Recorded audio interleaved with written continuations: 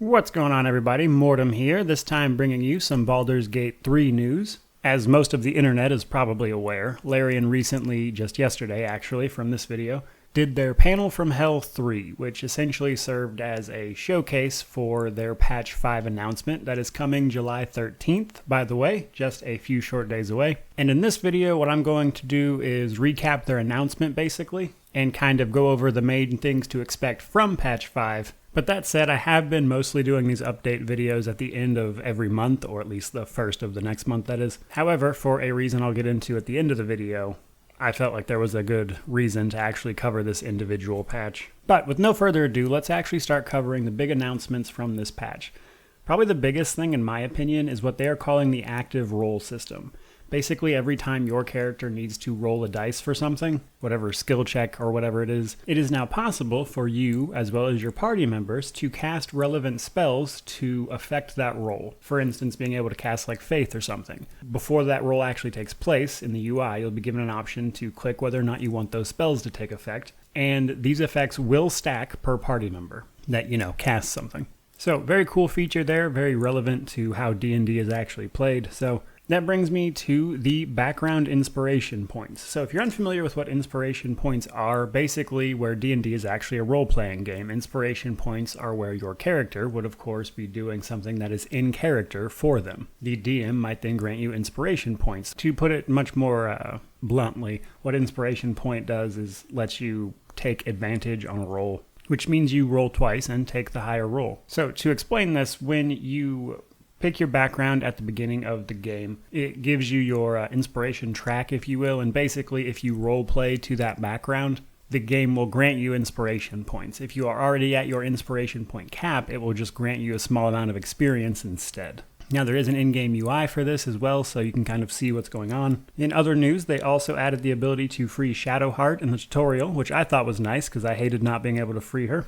Because it's like if you were a wizard or something, you could tell that it was a magical seal, but you couldn't do anything about it, which I guess is fair, but nobody liked it, so I'm glad you can free Shadowheart now. They added all the relevant cutscenes to make that kind of unique and everything too. In a more technical respect, and something I think a lot of people will be happy to hear, is that they separated the jump and disengage actions. So previously up to this point, if your character chose to jump, they would just automatically disengage from an enemy.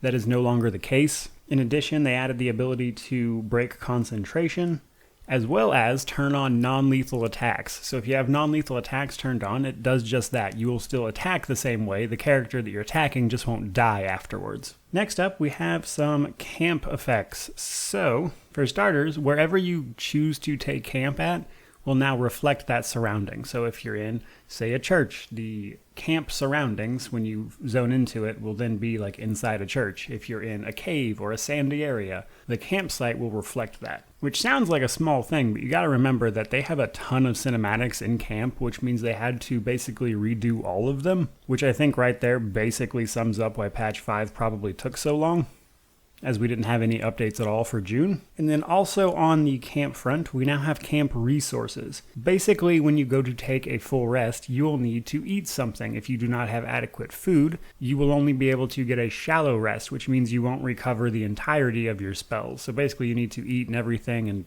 use rations for lack of a better term when you rest now to get the full effect of your rest. And apparently that cost is going to grow as you level up to represent your growing maintenance for your camp, so to speak. They go on to mention that there's a ton of small changes as well that they didn't have the time to go into apparently, but I imagine will be with the patch notes on July 13th. Moreover, they stressed toward the end of their announcement that they were already hard at work at patch 6 and that it would, quote, be here sooner than you think. So I wanted to make this video specifically about patch 5 because A, there was just so much to cover, and B, because apparently we'll be able to see what patch 6 is fairly quickly, according to their own words here, or at least sooner than you think, if you will. Now, coincidentally, the 13th will also be the same day that Celasta is releasing its free Sorcerer class update, just as a quick aside. But with that out of the way, guys, there is what to expect from patch 5 for Baldur's Gate 3, again hitting on July 13th. So if you liked the video, please remember to like, comment, subscribe, all that YouTube jazz. But regardless of any of that, truly, just thank you so much for watching. I really do appreciate it. We are growing every day. We hit 12,000 subscribers yesterday. So truly, thank you so much for watching. May you wander in wisdom and have an amazing day.